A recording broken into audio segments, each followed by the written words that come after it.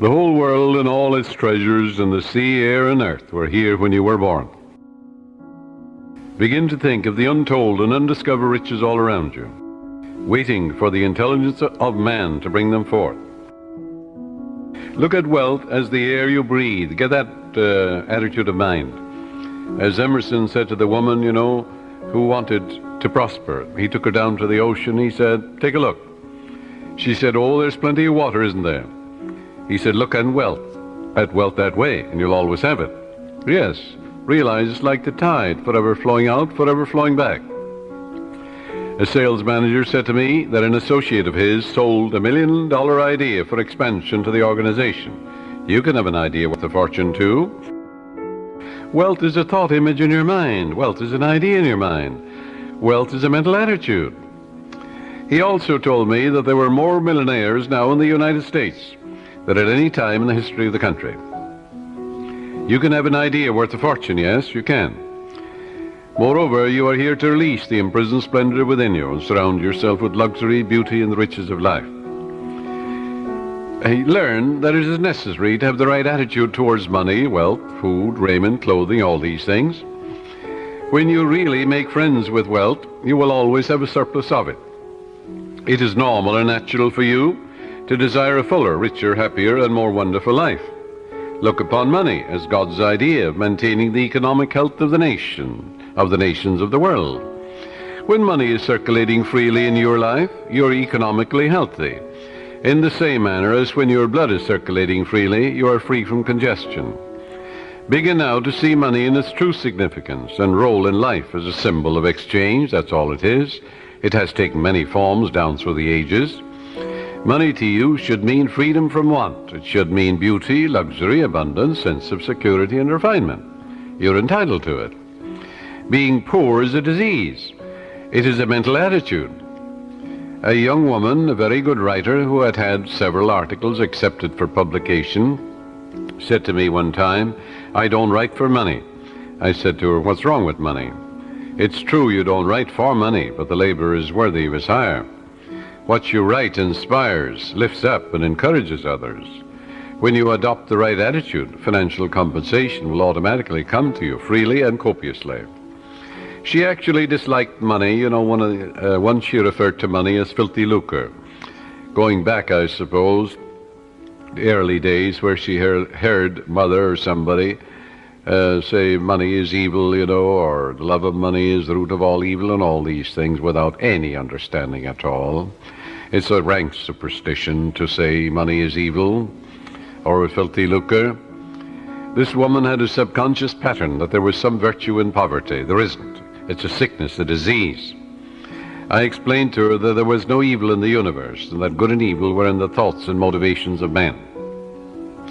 All evil comes from misinterpretations of life and misuse of the laws of mind. In other words, the only evil is ignorance, and the only consequence is suffering. It would be foolish to pronounce uranium, silver, lead, copper, iron, cobalt, nickel, calcium, or a dollar bill evil. How absurd, grotesque, and stupid that is. The only difference between one metal and another is the number and rate of motions of electrons revolving around a central nucleus. A piece of paper such as a $100 bill is innocuous, and the only difference between it and a copper or lead is that the atoms and molecules with their electrons and protons are arranged differently for the physical evidences of money. Here's a simple technique she practiced which multiplied wealth in her experience. My writings go forth to bless, heal, inspire, elevate, and dignify the minds and hearts of men and women. And I am divinely compensated in a wonderful way. I look upon money as divine substance, for everything is made from the one spirit. I know matter and spirit are one. Money is constantly circulating in my life, and I use it wisely and constructively. Money flows to me freely, joyously, and endlessly. Money is an idea in the mind of God. It is good and very good. That's a wonderful prayer. It eradicates that superstitious nonsense about money being evil and things of that nature, or there's some virtue in poverty, or the Lord loves the poor. All of that is rank superstition. It is frightful ignorance. That's all it is. This young lady's changed attitude towards money has worked wonders in her life. It'll work wonders in your life too. And she has completely eradicated that strange, superstitious belief that money was filthy lucre. She realized that her silent condemnation of money caused money to fly from her instead of to her. Her income has tripled in 3 months, which was just the beginning of her financial prosperity. Some years ago, I talked with a clergyman who had a very good following. He had an excellent knowledge of the laws of mind and was able to impart this knowledge to others. But he could never make ends meet. He had what he thought was a good alibi for his plight by quoting from Timothy, "For the love of money is the root of all evil." That's in the book of Timothy, in the 6th chapter, 10th verse. Forgetting what followed in the 17th verse of the same chapter.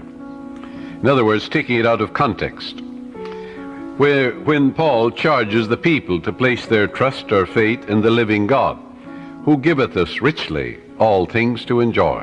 That's also in the book of Timothy.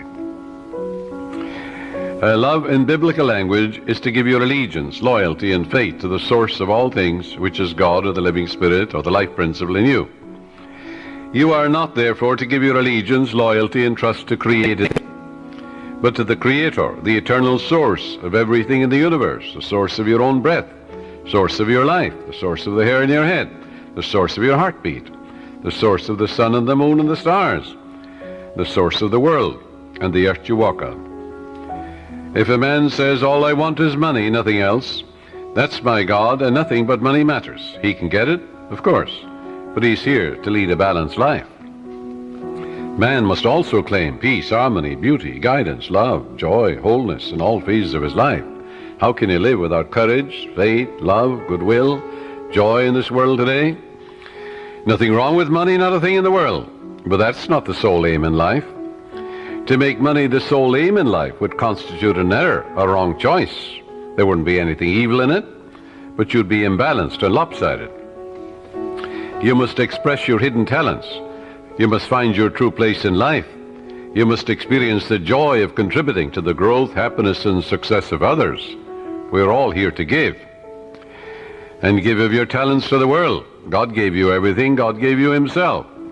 You have a tremendous debt to pay, because you owe everything you have to the infinite. Therefore, you're here to give life and love and truth to your ideals, to your dreams, your aspirations. You're here to row the boat and put your hand to the wheel and contribute to the success and happiness not only of your children, but of the whole world. To accumulate money to the exclusion of everything else causes man to become imbalanced and lopsided and frustrated. Yes, as you apply the laws of your subconscious in the right way, you can have all the money you want and still have peace of mind, harmony, wholeness, and serenity. You can do a lot of good with it. You can use it wisely, judiciously, and constructively, like anything in nature. You can use your knowledge of philosophy in a constructive way, or you can begin to brainwash impressionable minds with communism and all the rest of it. I pointed out to this minister how he was completely misinterpreting the scripture in pronouncing pieces of paper or metals evil, when these were neutral substances, for there is nothing good or bad, but thinking makes it so. He began to see all the good he could do with more money for his wife, family, and parishioners. He changed his attitude and let go of his superstition. He began to claim boldly, regularly, and systematically, "Infinite Spirit reveals better ways for me to serve. I am inspired and illumined from on high, and I give a divine transfusion of faith and confidence in the one presence and power to all those who hear me. I look upon money as God's idea, and it is constantly circulating in my life and that of all the people who surround me. We use it wisely, judiciously, and constructively under God's guidance and God's wisdom."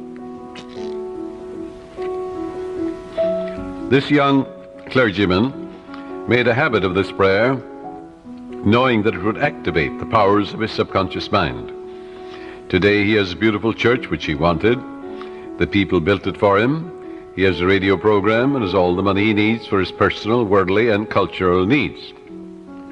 I can assure you he no longer criticizes money. If you do, it'll fly away from you, because you're condemning that which you're praying for. Now, follow this technique which I'm going to outline for you, and you'll never want for wealth all the days of your life, for it is the master key to wealth. The first step is to reason it out in your mind that God, or the life principle, or the living spirit, is the source of the universe, the galaxies in space, and everything you see.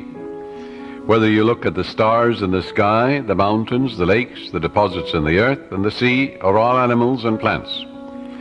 The life principle gave birth to you, and all the powers, qualities, and attributes of God are within you. Come to a simple conclusion that everything you see and are aware of came out of the invisible mind of the infinite, or the life principle. And that everything that man has invented, created, or made came out of the invisible mind of man. And the mind of man and the mind of God are one, for there's only one mind. That mind is common to all individual men. Everyone is an inlet and an outlet to all that is. Come now to a clear-cut decision that God is the source of your supply of energy, vitality, health, creative ideas, the source of the sun, the air you breathe, the apple you eat, and the money in your pocket. For everything is made inside and out of the invisible. It is as easy for God to become wealth in your life as it is to become a blade of grass or a crystal of snow. The second step, decide now to engrave in your subconscious mind the idea of wealth. Ideas are conveyed to the subconscious by repetition, faith, and expectancy. By repeating a thought pattern or an act over and over again, it becomes automatic, and your subconscious being compulsive, you will be compelled to express wealth. The pattern is the same as learning to walk, swim, play the piano, type, or drive a car. You must believe in what you're affirming. It's not mumbo-jumbo, it's not idle affirmations. You must believe in what you're affirming, like you believe that when you put seeds in the ground, they grow after their kind. And the seeds are thoughts deposited in your own subconscious mind. Realize that what you are affirming is like the apple seeds you deposit in the ground, and they grow after their kind. You can imagine the seeds going from your conscious to your subconscious mind and being reproduced on the screen of space. By watering and fertilizing these seeds, you accelerate their growth. Know what you are doing and why you are doing it. You're writing it with your conscious pen in your subconscious mind. Because you know, wealth is walk down the street and you see it. Can you count the flowers along the road as you drive? Can you count the sands on the seashore? Can you count the stars in the sky? Can you count the wealth that you're walking on? Yes, underneath you. Maybe oil, gold, silver, uranium. Do you ever think of the riches of the sea, the soil, the air? So third step is repeat the following affirmation for about 5 minutes, night and morning. I am now writing in my subconscious mind the idea of God's wealth. God is the source of my supply, and I know God is the life principle within me, and I know I'm alive. And all my needs are met at every moment of time and point of space. God's wealth flows freely, joyously, and ceaselessly into my experience, and I give thanks for God's riches forever circulating in my experience. Step 4.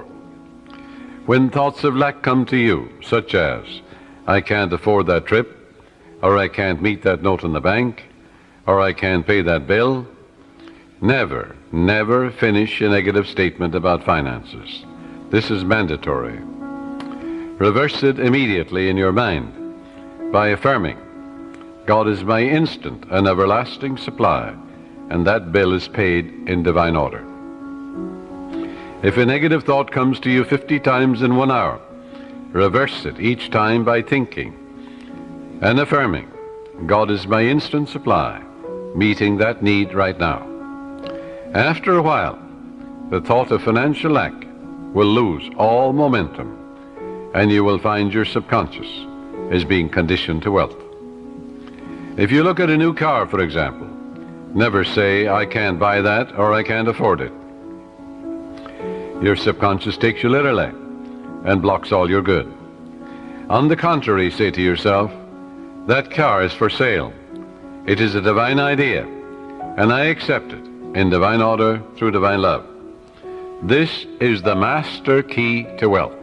It's impossible for any sincere person to practice this technique and not have all the wealth he or she needs all the days of your life. So follow it, and you're setting the law of opulence in operation. It will work for you as well as for anybody else. The law of mind is no respecter of persons. Your thoughts make you wealthy or poor. Choose the riches of life right here and right now. A sales manager sent me one of his men for counseling.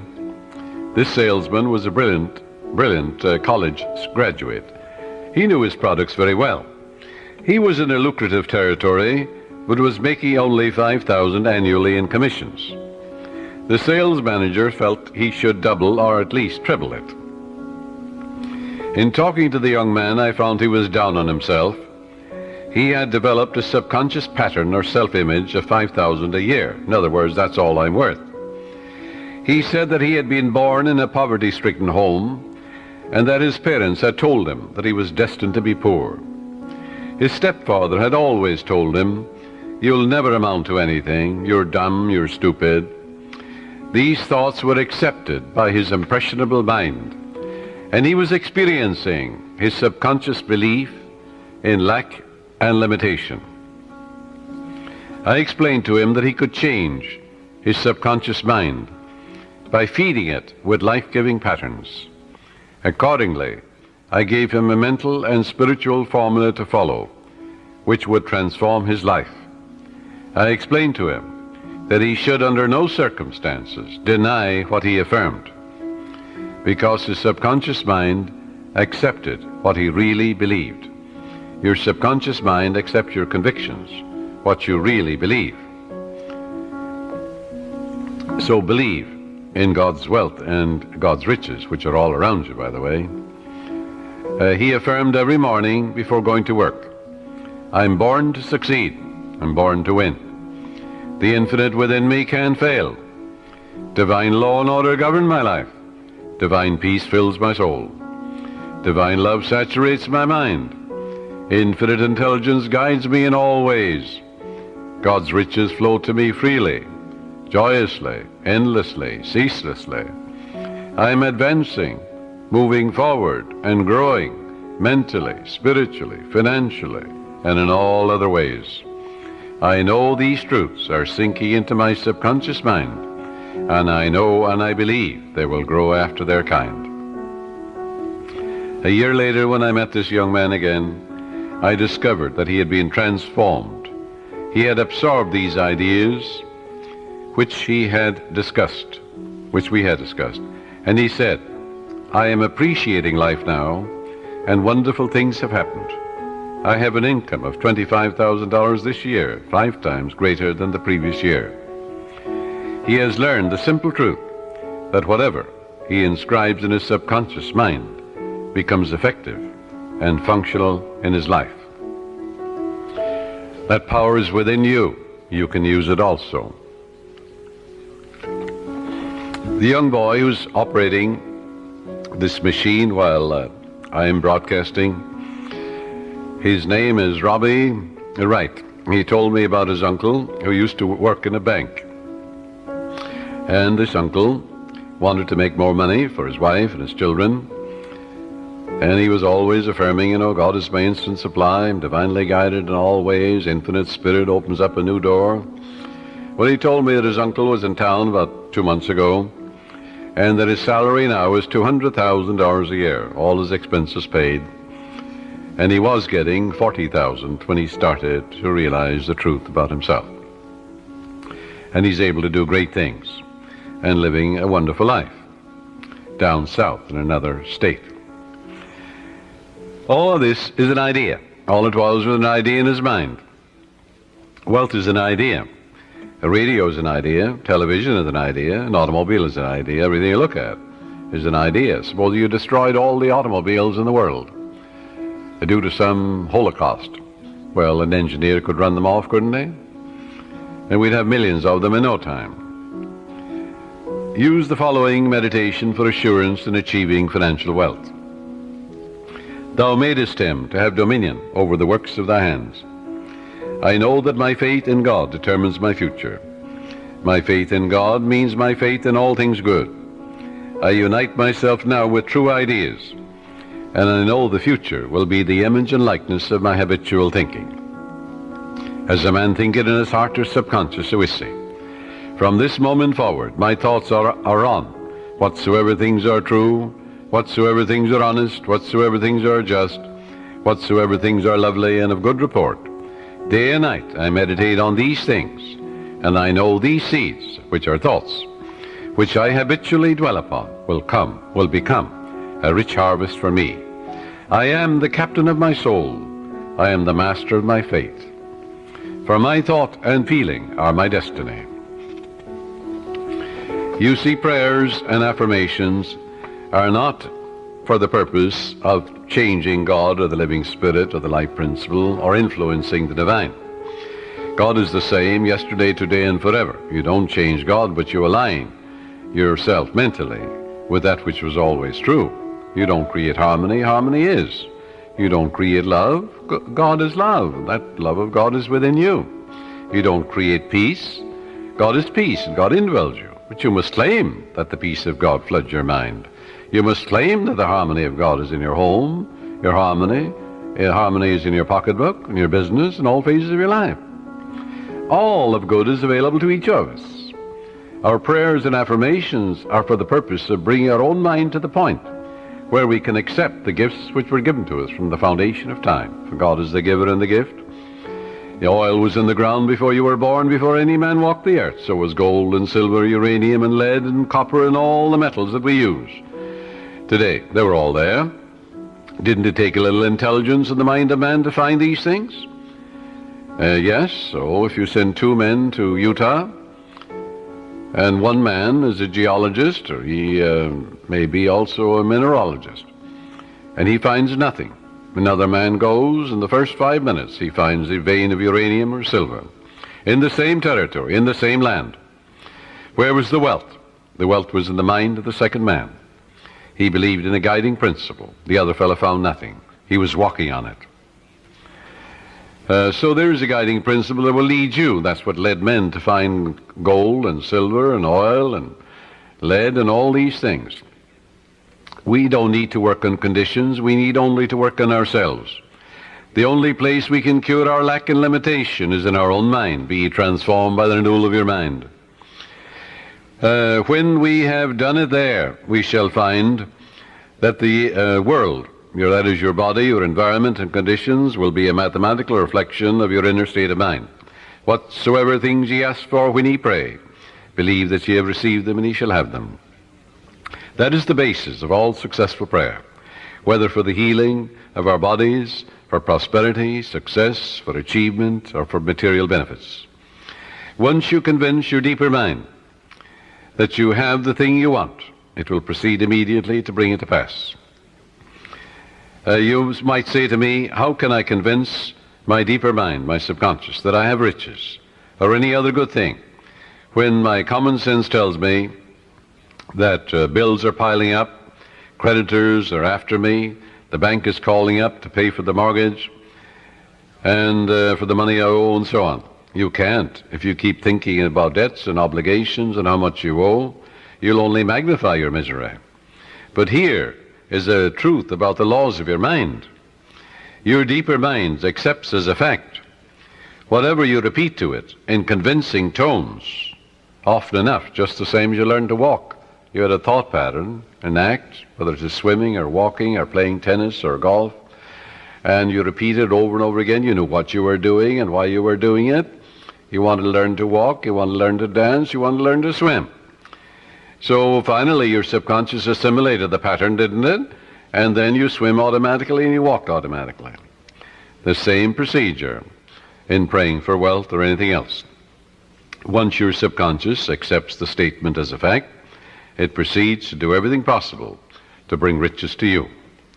Now that's the whole purpose of affirmations, so that you convince yourself of the truth of that which you affirm. Then your deeper mind will bring these things to pass. Many men say to me, I got an affirmation from someone, and it said, I am rich and prosperous now, I am successful, and I'm very wealthy. That affirmation, he said, succeeded in making me much more aware of my need, because, you see, he believed more in poverty and lack than he did in the riches all around him. So I explained to him, I said, you must turn away from that pattern and come back, change your belief. Your subconscious accepts what you believe. I said, look around you, realize that God created you and the whole world. It's an invisible spirit within you. Everything is made inside and out of it. It started your heartbeat. It's the air you breathe, the water you drink, it's the fruit that you eat.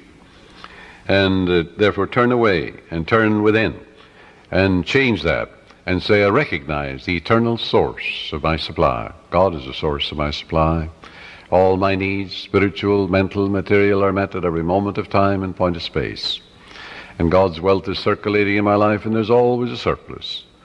So by day and by night I'm advancing, moving forward and growing, spiritually, mentally, materially, financially, intellectually, and every way. And all things be ready if the mind be so. It is done unto me as I believe. And before they call I will answer, while they're yet speaking I will hear. Oh, how I love thy law. Let it be my meditation both day and night. And the law is, I am what I contemplate. I am what I believe myself to be. According to my faith is it done unto me. God gave you richly all things to enjoy. God made you rich, why then are you poor? And as he began to realize the source of the infinite ocean of supply, the source of the very hair in his head, you know, the source of the power that enables him to lift a chair, the source of the grass, the source of the hay in the field, the source of the cattle in 1,000 hills. He began to realize the source. He aligned himself with it, and then it made sense to him. Then he realized that he was writing in his subconscious mind the idea of wealth, of growth, and prosperity. He changed his belief to a belief in the riches, the endless riches all around him, instead of poverty, which was a false belief in his mind. Don't you know there's enough fruit rots in the tropics to feed all humanity? Nature is lavish, extravagant, bountiful. God gave you richly, yes, all things to enjoy. These things, he said, I've said unto you, that my joy might remain in you, and your joy might be full. Heretofore you've asked for nothing, now ask, that your joy might be full. And I am come that you might have life, and have it more abundantly. Heretofore you've asked for nothing, now ask, that your joy might be full. But to ask, you see, in the Bible is to claim. And as Paul says, you claim it boldly, but you know what you're doing and why you're doing it. So if you have a lot of debts and obligations, a lot of bills to pay, don't worry about them. Turn to the source, which is endless. Remember the farmer, what he says to you. He says, well, I don't worry about the weeds. The grain is growing, and it will kill all the weeds. That's what the farmer tells you. Likewise, as you focus on your good, on guidance and right action, on the eternal source of your supply, whether it is mental or spiritual or financial you need, there's but one source, not two. And as you turn to it and give thanks for that endless supply, then all the weeds will be killed. Thoughts of lack and limitation will die in you, and God will multiply your good exceedingly. Joy into your life. Pray for joy by claiming it. The joy of the Lord is my strength, the Bible says. Repeat that to yourself, and after a while, you'll be amazed what will happen to your bloodstream and to the general circulation. Don't keep analyzing it or gritting your teeth about it. Just know that joy is the elan of life, the expression of life. Don't work like a horse at it. Use no willpower, no muscle power, no blood vessel power is involved in this mental and spiritual therapeutic technique. Just know and claim that the joy of the Lord is flowing through you now, and wonders will happen as you pray this way. Freedom and peace of mind will be yours as a result. If you have peace of mind, you'll have peace in your pocketbook, in your home, in your relationship with people, for peace is the power at the heart of God. And there is a river, the streams whereof make glad the city of my God. The city of God is your mind, the people who dwell there. Well, you know very well who dwells there. Your thoughts, ideas, images, beliefs, opinions. Make sure they conform to the divine standard. A woman said to me, I was blocked financially. I had reached the point where I had not enough money for food for the children. All I had, she said, was $5. I held it in my hand and said, God will multiply this exceedingly according to his riches and glory. And I am now filled with the riches of the infinite. All my needs are instantaneously met now on all the days of my life. All right, she believed that. It wasn't idle words. You don't gain the ear of God by vain repetitions. No, you must know what you're doing and why you're doing it. You must know that your conscious mind is a pen, and you're writing something, engraving something in your subconscious mind. And whatever you impress your subconscious mind with will be expressed on the screen of space. It will come forth as form, function, experience, and events, good or bad. So make sure you plant that which is lovely and of good report. She said, I affirmed that all my needs are instantaneously met now in all the days of my life for about a half an hour. And a great sense of peace came over me. I spent the $5 freely for food. The owner of the market asked me if I wanted to work there as a cashier, since the present one had just gotten married and left. I accepted it, and shortly afterwards I married the owner, my boss, and we have experienced and are experiencing all the riches of life.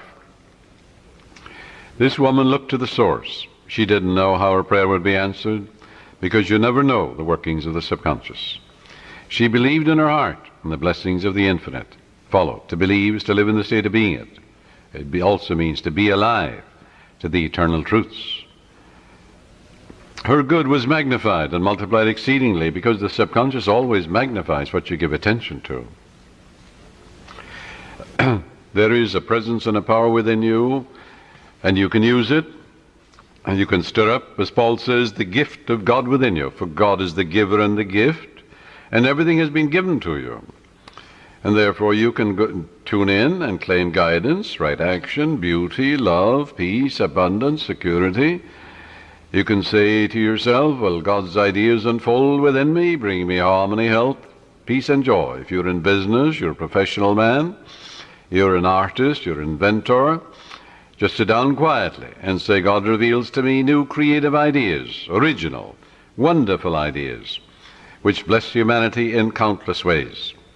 And then watch the wonderful ideas that come to you. And they will come, because when you call, it answers. You remember what it says in the Bible? Call upon me, I'll answer you. I'll be with you in trouble. I'll set you on high, because you have known my name. And the name means the nature. Well, the nature of infinite intelligence is responsiveness. Call, the response comes. Constantly affirm, feel and believe that God multiplies your good exceedingly, and you will be enriched every moment of the day, spiritually, mentally, intellectually, financially, and socially, for there's no end to the glory of man for his daily living. Watch the wonders that will happen as you impress these truths in your subconscious mind. As you listen to this tape, this cassette, let these truths sink into your subconscious, and they will, and they are. And you're engraving them. And the more often you do this, well, the quicker you will impregnate your deeper mind. You'll experience a glorious future in a financial way, in every way too. Watch your thoughts. Never talk about economic lack and limitation. Never talk about being poor or in want. It is very foolish to talk to your neighbors or relatives about hard times, financial problems, and like matters. Count your blessings. Begin to think prosperous thoughts. Talk about the divine riches present everywhere. Realize that the feeling of wealth produces wealth. When you talk about not having enough to go around and how little you have, and how you must cut corners and eat the cheapest meat, these thoughts are creative, and you are only impoverishing yourself. Use the money you now have freely. Release it with joy, and realize that God's wealth flows to you in avalanches of abundance. Look up to the source. As you turn to the divine presence within you, the response will come. It is written, He careth for you.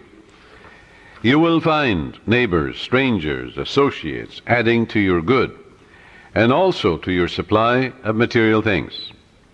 Make it a practice to pray for divine guidance in all your ways, and believe that God, or the Supreme Intelligence, is supplying all your needs according to His riches and glory.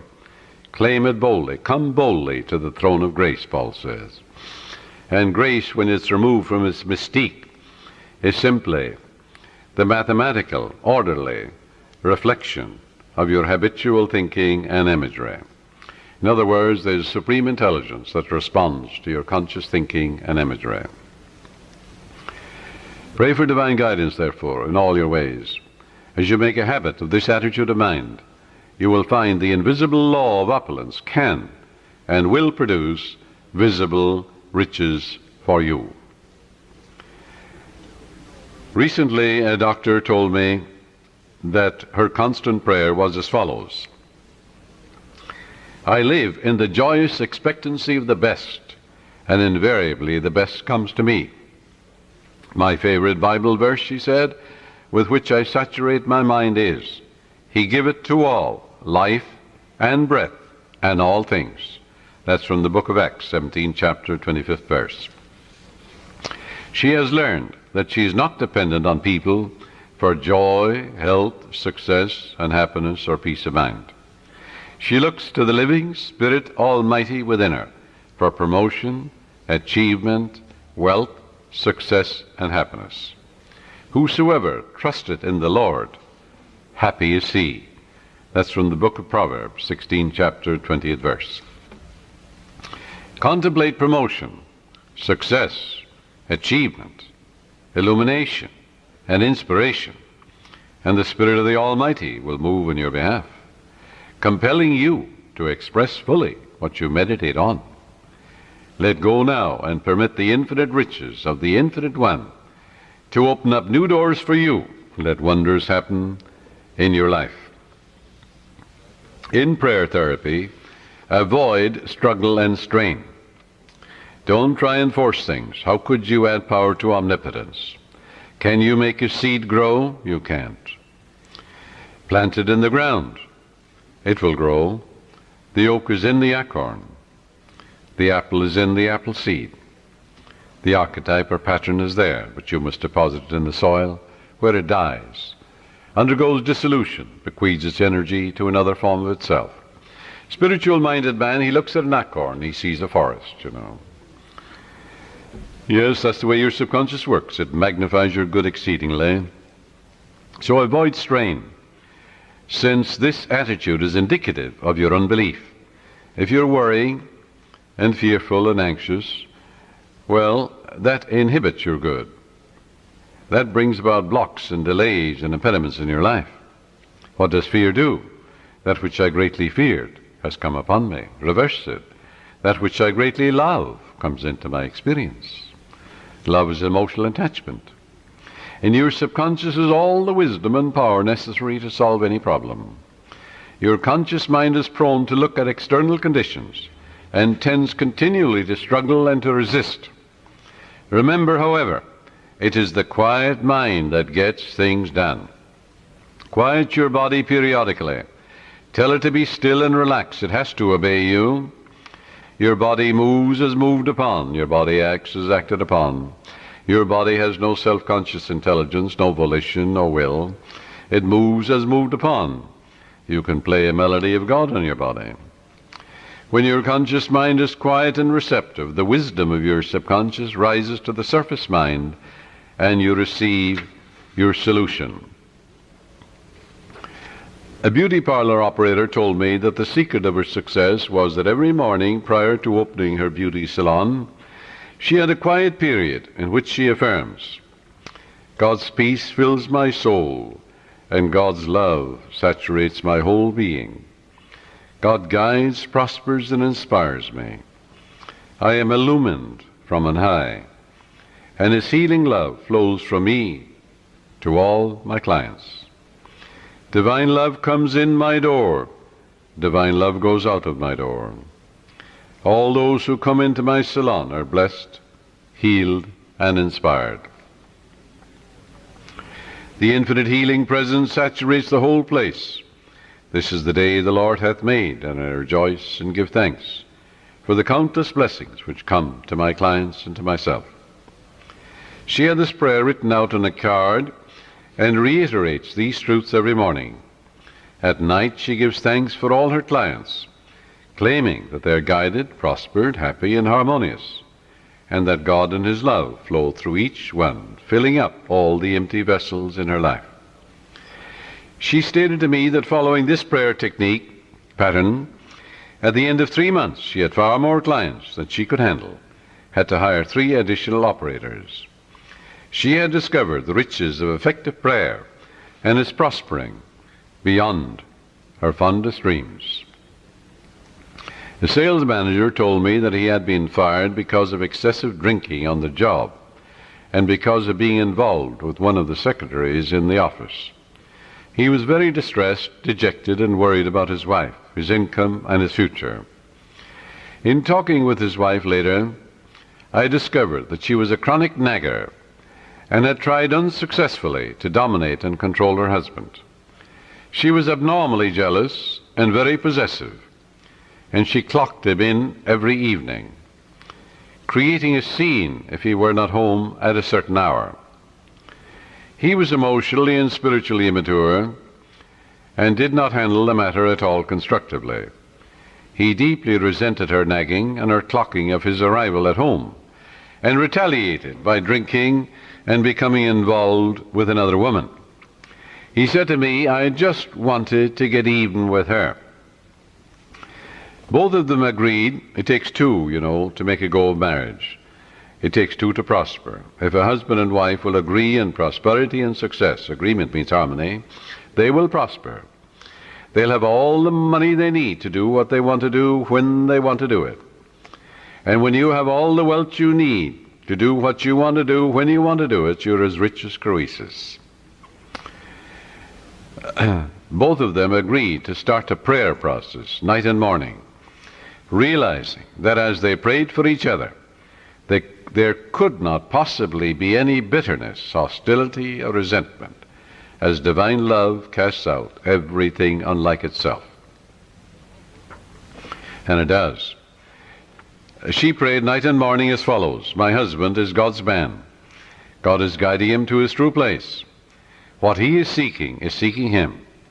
Divine love fills his soul. Divine peace fills his mind and heart. He is prospered in all his ways, spiritually, mentally, financially, socially, every way.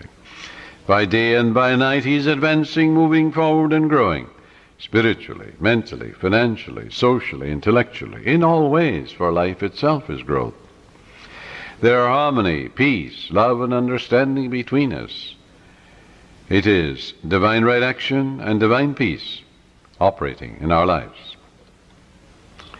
And he prayed for his wife night and morning as follows.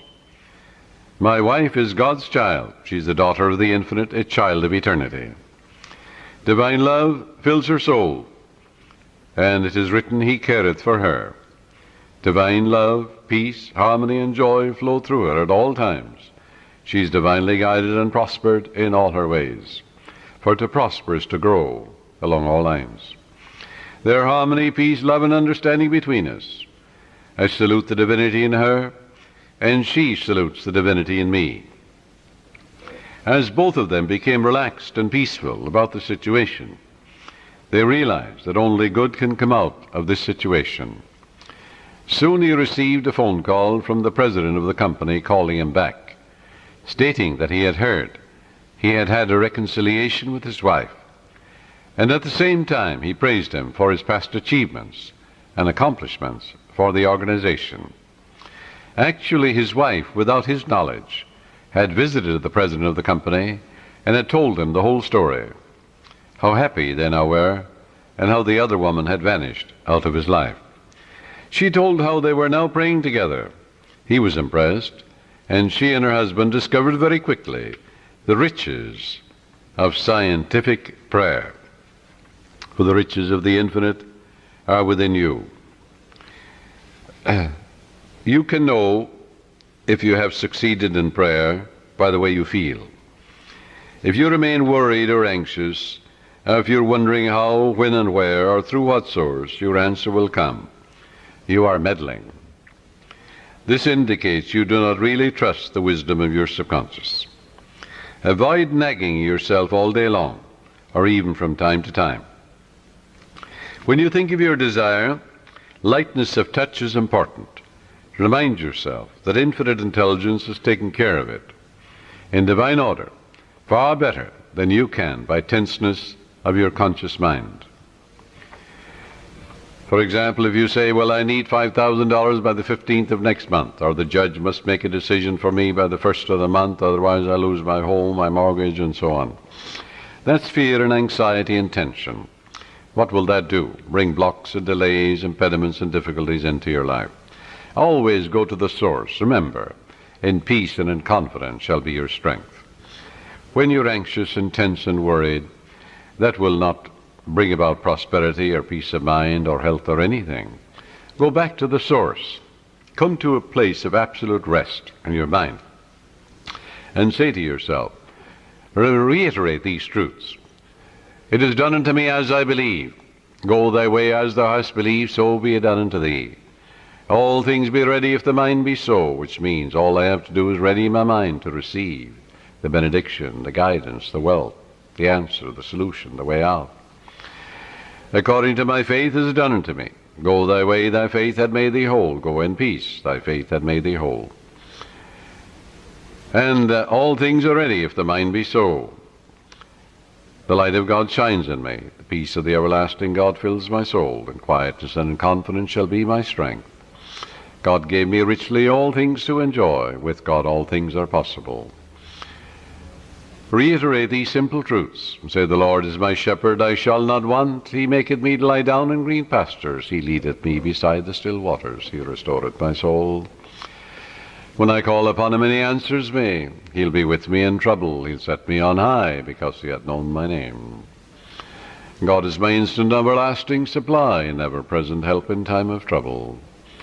Reiterate these truths. Read a psalm like the 23rd and 91st Psalm, and go over these psalms quietly, peacefully, and lovingly. You'll get to a point of rest and peace in your mind, and you realize that God is never late, and that God is your instant and everlasting supply, guiding and directing you, revealing to you everything you need to know, opening up the door for you, revealing to you the solution, and God's riches are circulating in your life, and there's always a surplus. Then, when you act that attitude of mind, the way will open up, the dawn will appear, and the shadows will flee away. But you won't get an answer by worry and fear and tension and anxiety. This will only attract more lack, more difficulties. So reverse it. Go back to the source. Reiterate the truths you know. Dwell upon the truths of God, such as God is absolute peace, absolute harmony, boundless wisdom, infinite intelligence, the ever-living one, the all-wise one, the all-knowing one, the self-renewing one, knows all and sees all, the source of all blessings. That will quiet your mind. That will give you peace. And when the mind at peace always gets the answer, for in quietness and in confidence shall be your strength. And God knows only the answer. So learn to let go and relax. Do not give power to the externals or conditions. Give power and allegiance to the infinite presence and power within you. The swimming instructor tells you that you can float on the water, which will support you if you remain quiet, still, and at peace. But if you get nervous, tense, fearful, you will sink. When you are seeking wealth, prosperity, success, or a spiritual healing, or anything, Feel that you're immersed in the holy omnipresence, like you feel you're in the ocean or in a swimming pool.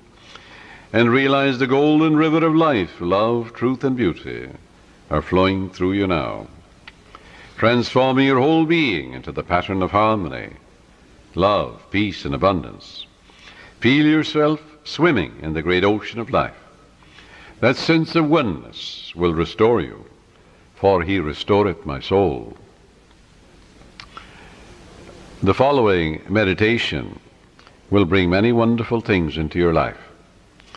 Listen to it and say, these truths are sinking into my subconscious mind.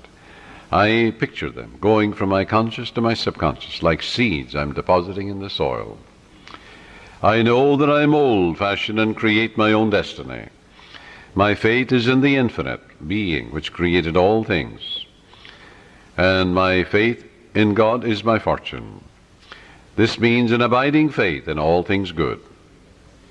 I live in the joyous expectancy of the best, and only the best comes to me. I know the harvest I will reap in the future, because all my thoughts are God's thoughts, and the power of God is with my thoughts of good. My thoughts are the seeds of goodness, truth, beauty, and abundance. I now place my thoughts of love, peace, joy, success, abundance, security, and goodwill in the garden of my mind. This is God's garden. The glory and beauty of God will be expressed in my life, and I will know it. My garden will yield an abundant harvest. From this moment forward, I express life, love, and truth. I am radiantly happy and prosperous in all my ways. And God multiplies my good exceedingly. To prosper means to succeed, to thrive, to turn out well.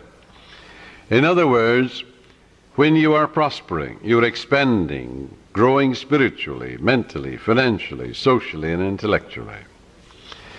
Never be envious or jealous of another person's wealth or promotion or their diamonds or jewels, for that would impoverish you. That would attract lack and limitation to you.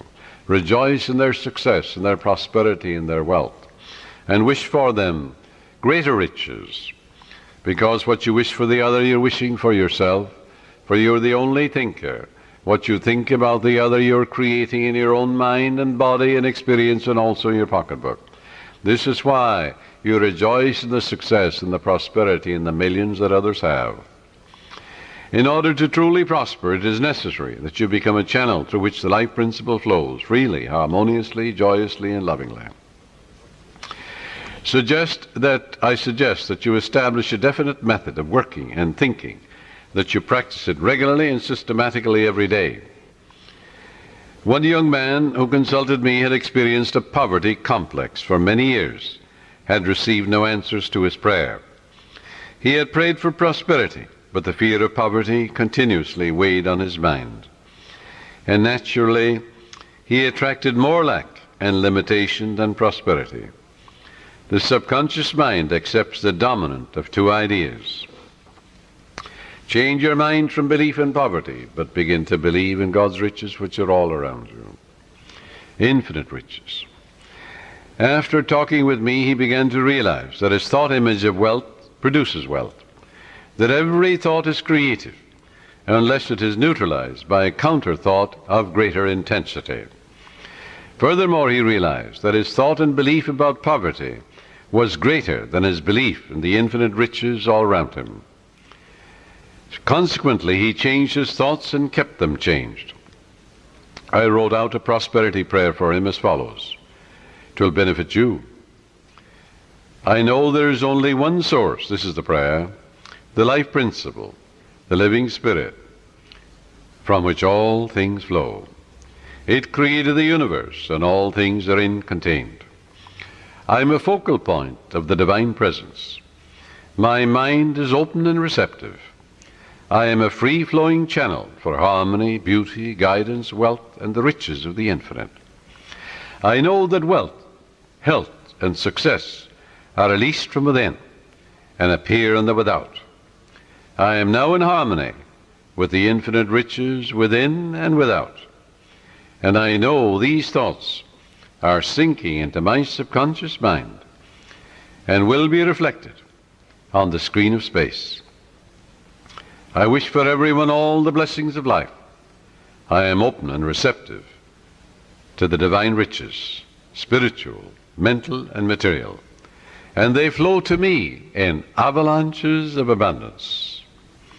This young man focused his thoughts on God's riches rather than on poverty, and made it a special point never to deny what he affirmed. Many people pray, for wealth, and they deny it. An hour later they say, I can't afford this, I can't make ends meet. They're making a mockery of their prayer. They're like the man that gets into a taxi in New York, and he's going to the airport, and on the way he says to the taxi driver, oh, take me back home, I forgot my passport. So he goes back. Then he said on the way again, oh, I better go to my club, I forgot my wallet. So the taxi driver takes him to his club. And he says, oh, I forgot some letters at my grandmother's. So off he goes to the grandmother. And he gives a half a dozen directions in a half an hour to the taxi driver. Finally, the taxi driver takes him into the police station because he realized he's mental.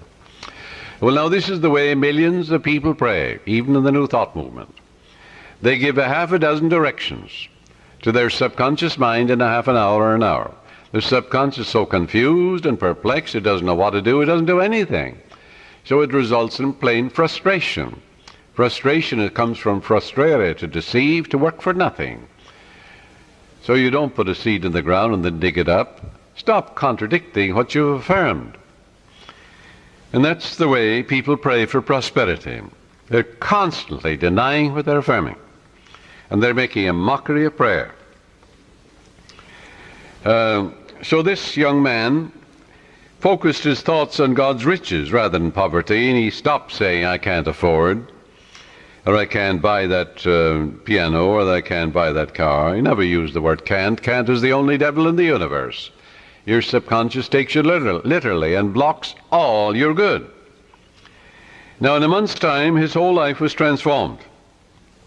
He affirmed the above truths, which I just mentioned, morning and evening for about 10 minutes, slowly and quietly, engraving them in his mind, knowing what he was doing, believing what he was doing, knowing that he was actually writing down these truths in his subconscious mind, causing the latter to be activated and to release its hidden treasures. For the gold mine is in your subconscious, the diamond mine is there.